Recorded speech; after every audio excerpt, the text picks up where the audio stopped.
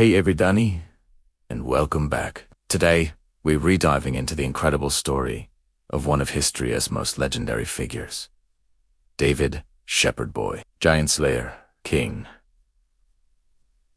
His life was an epic saga of faith, courage, and complex human drama. So, grab a seat, and let's journey back 3,000 years. Our story begins in the humble town of Bethlehem. David was the youngest of 8 sons, tasked with the lonely job of tending his family's sheep. While his older brothers were being considered for greatness, David was out in the fields, but this wasn't wasted time. Protecting his flock from lions and bears, he developed immense courage, strength, and a deep, unshakable faith. He learned to rely not just on his own abilities, but on a power greater than himself. These quiet years in the wilderness were forging a future king. Meanwhile, the nation of Israel was in a state of crisis. They were locked in a tense standoff with their sworn enemies, the Philistines, and the Philistines had a secret weapon, a giant of a man named Goliath, standing over 9 feet tall, covered in bronze armor, and wielding a spear a weaver would struggle to lift.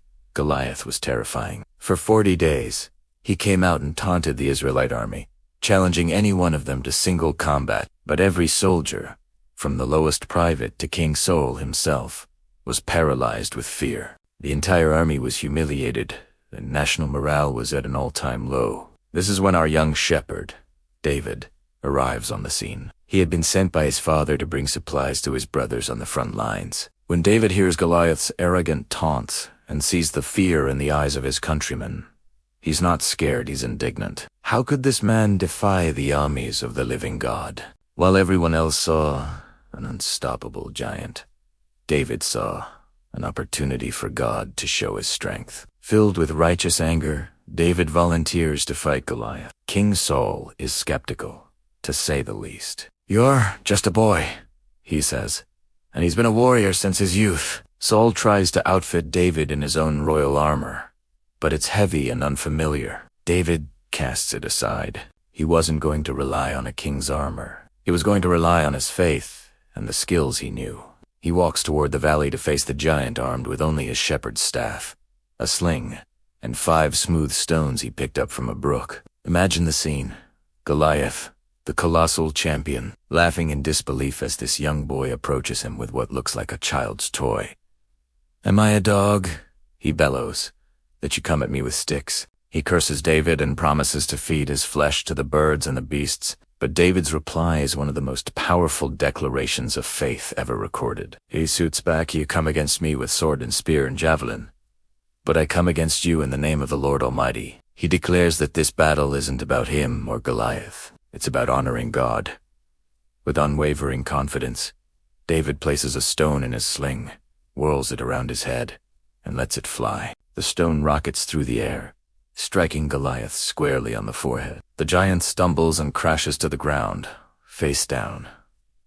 The shepherd boy had defeated the champion. The Philistine army, seeing their hero fall, panics and flees. The Israelites, suddenly filled with courage, chase after them, securing a monumental victory. In a single moment, David went from an unknown shepherd to a national hero. The whole country celebrated, singing songs. Saul has slain his thousands, and David his tens of thousands.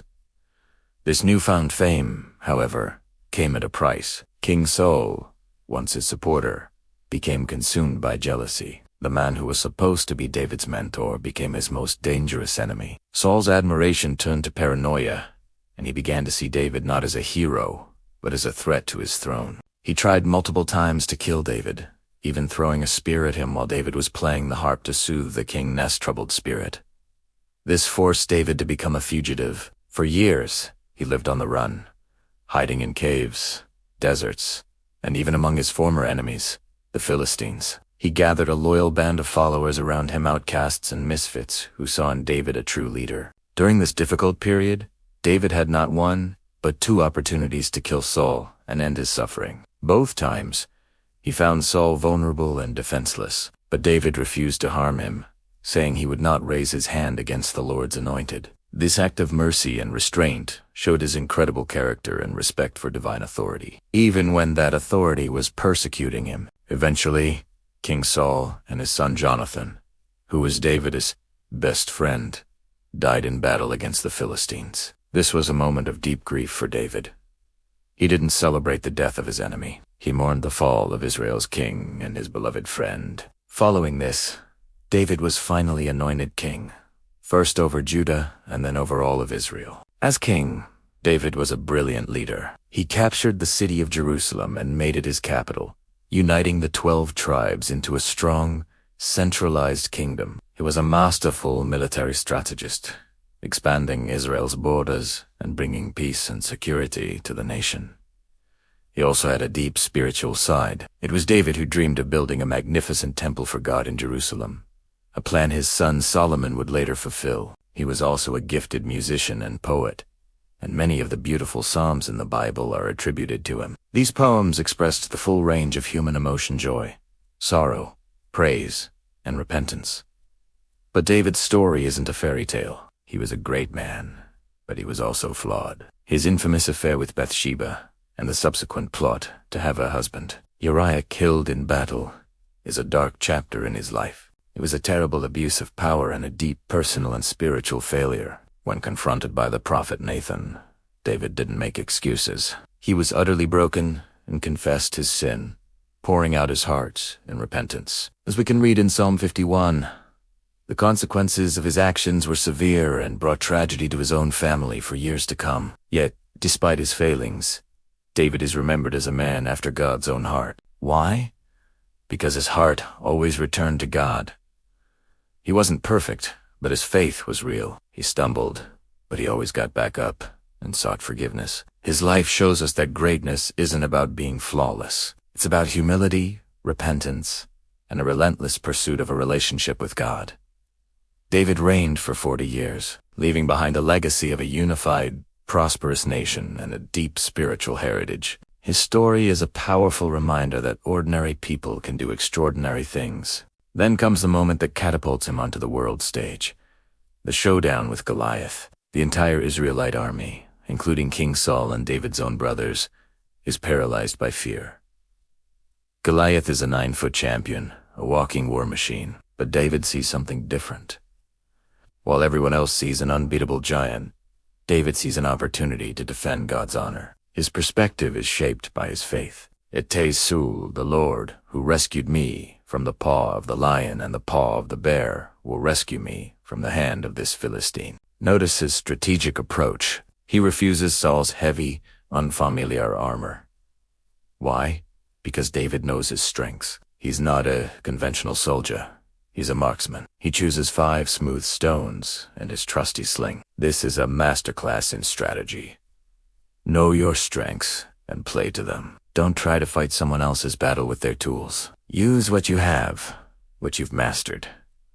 David's victory wasn't just a lucky shot. It was the result of years of practice, combined with unwavering faith and a brilliant, unconventional strategy. He turned his perceived weakness, being a shepherd, not a soldier, into his greatest asset. But becoming a hero is one thing. Navigating the jealousy and politics that follow is another. David's victory makes him a national celebrity, but it also makes him King Saul's #1 enemy. Saul's envy consumes him, and he spends years hunting David, trying to eliminate him. This period in the wilderness is David's next great leadership test. He's a fugitive, leading a ragtag band of outcasts, debtors, and malcontents. Imagine the pressure.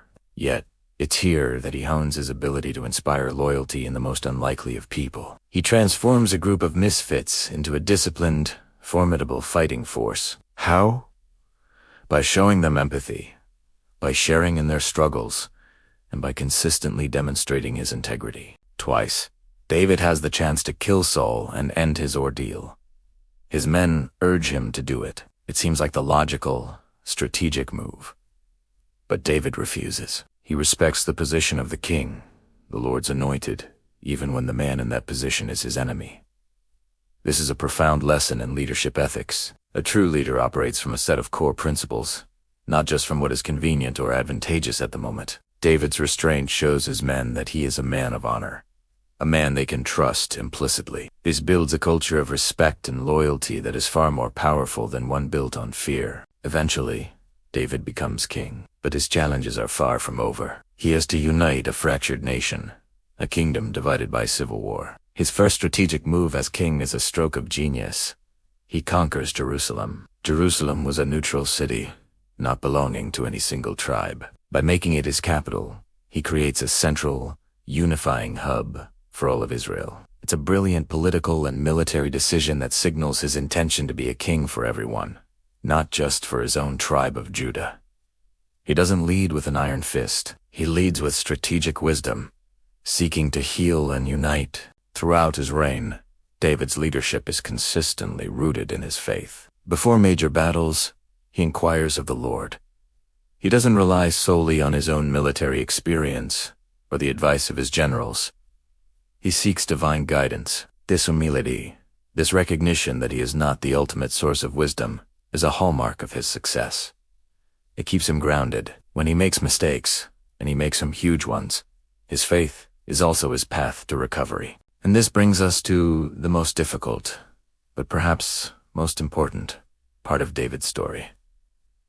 His failures. The incident with Bathsheba is a catastrophic moral and leadership failure. He abuses his power, which leads to adultery and murder. It's a dark stain on his legacy. But what happens next is what truly sets him apart. When confronted by the prophet Nathan, David doesn't make excuses. He doesn't blame others. He doesn't try to spin the story. He breaks. He confesses. Psalm 51 is his raw, heartfelt prayer of repentance. He says, "Against you, you only, have I sinned." This is the ultimate test of a leader's character, not whether you fall, but how you get back up. David's response teaches us the power of taking ownership. He accepts the consequences of his actions, which are devastating for his family and his kingdom. Yet, his willingness to be vulnerable, to admit his brokenness, and to seek forgiveness is, in itself, an act of profound leadership. It shows that no one is above accountability. It demonstrates that restoration is possible, even after a catastrophic failure. His greatest strength wasn't his perfection, it was his repentance. So what can we pull from all this? The untold power of David wasn't in his sling, his crown, or his army. It was in his heart. It was in the faith forged in the lonely fields. It was in the strategic mind that saw opportunities where others saw obstacles. It was in the integrity that refused to take shortcuts, even when his life was on the line. It was in the humility to lead a band of misfits and the wisdom to unite a nation. And most powerfully, it was in the courage to confront his own darkness and seek a path back to the light. David's story shows us that leadership isn't about having a title. It's about influence, integrity, and inspiration. It's about knowing your why, playing to your unique strengths, and leading with a principled heart. It's about understanding that your greatest tests often come after your greatest successes. And it's about recognizing that our failures don't have to define us. It's our response to them that shapes our destiny. The shepherd boy who became king reminds us that no matter where you are in life, your leadership journey starts today, in the small, unseen battles and the choices you make when no one is watching. Thank you so much for joining me on this deep dive. If this story resonated with you, hit that like button and subscribe for more content that explores the timeless lessons hidden in history. Let me know in the comments which part of David's leadership journey inspires you the most. See you in the next video.